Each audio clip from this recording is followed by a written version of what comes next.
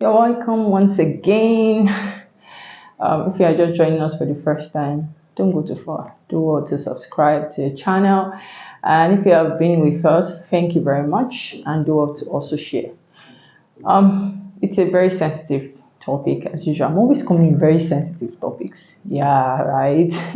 So I'm going to be discussing self-esteem, and in this light, we're going to be looking at the types of self-esteem that we have. Because most times, when persons hear about self-esteem, the only thing that comes to their mind is low self-esteem. Obviously, self-esteem has different branches. So, what is self-esteem? We've been hearing it. We're so used to a lot of words, but when we are told to define these words, we now start having difficulty defining them. So self-esteem, as we just break it down, there is self, which is about you, about me, and then the esteem, how you see yourself, how you carry yourself, how the summation of everything about your values, your principles, your experiences and everything. Those are the things that coins up to form your self-esteem. So we are focusing today on low self-esteem.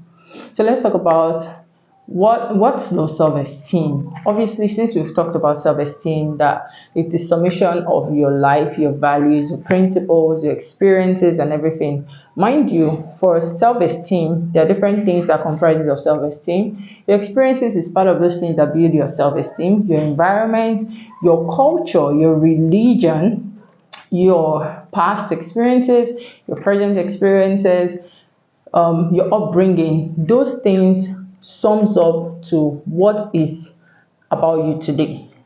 So, for instance, I think when we talk about the temperament, in case you want to know about the temperament, the videos are also available in the channel. You could go through them.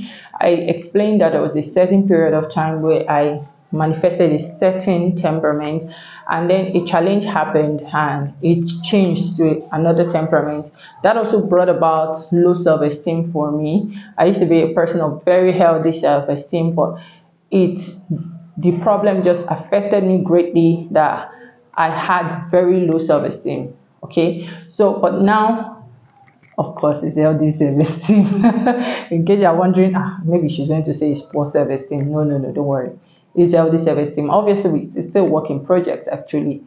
So, what is the low self-esteem? Low self-esteem is basically how you see yourself. You see yourself so low. When I mean so low, it doesn't mean sadness. Now, for persons exhibiting low self-esteem, they are constantly comparing themselves with people. They have issues accepting compliments. For instance, I look at you and I'm like, wow, you look so beautiful. And you're like, it's because of my cream. Wow, I love your hairstyle, you look so pretty. Eh, I told the hairdresser to make it like this. She said it's beautiful. Yes, I understand there are persons really who doesn't know how to accept compliments, but if it's constantly the way you are, maybe it could be a pointer that you have a very low self-esteem. You see yourself always lower than every other person. You don't want to be out there. Yes, there are temperaments where you really just want to be on your own. But if constantly you degrade yourself, always want persons, you're constantly looking for validation. You just want everybody to see you for the best person.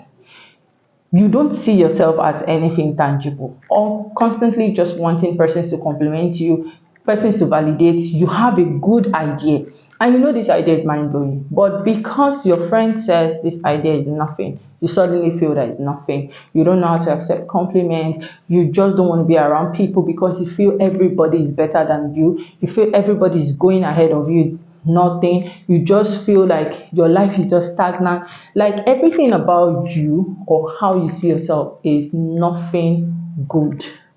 It could be a sign of low self-esteem. So then how do you work on this? Because it's not about the problems alone. Let's find out solutions.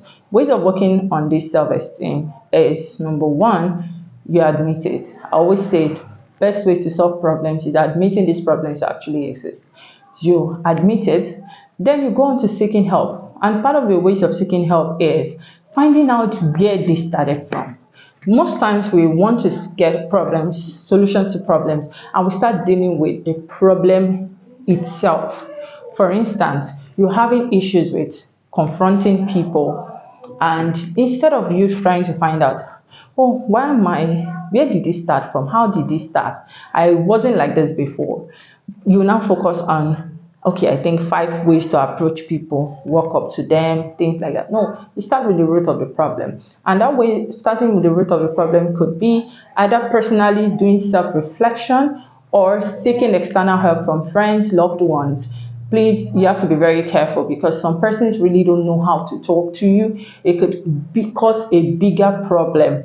So you have to be careful who you talk to. I always recommend professional services, so that it makes it more easier, because there are those things they have to protect. So going through the process, and allow yourself, take your time. Don't just expect because you're looking for help and everything will be rapid. No, these things take time. Take your time, one step at a time.